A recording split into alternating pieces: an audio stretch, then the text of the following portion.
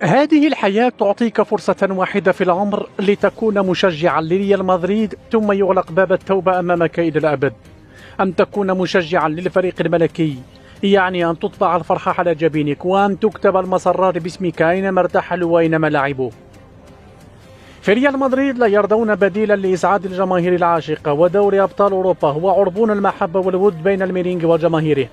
كانت النهاية لرويس وتمناها الكثيرون من أجله بالعاطفة ولقاء ما قدمه لكرة القدم، ولكن مع الريال لا مجال لعاطفة غير عاطفة الرداء الأبيض، وشعارهم هو أن تبكي أمه ولا تبكي أمنا.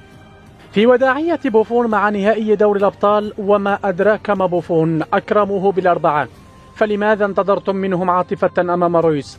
الملوك أبطالا للمرة ال15 في دوري أبطال أوروبا، ولا شيء جديد في الأمر غير مأزق آخر للمصور الذي سيلتقط صور الكؤوس مع بعضها. هنيئا لجماهير الريال، وحدا أوفر للجراد الأصفر.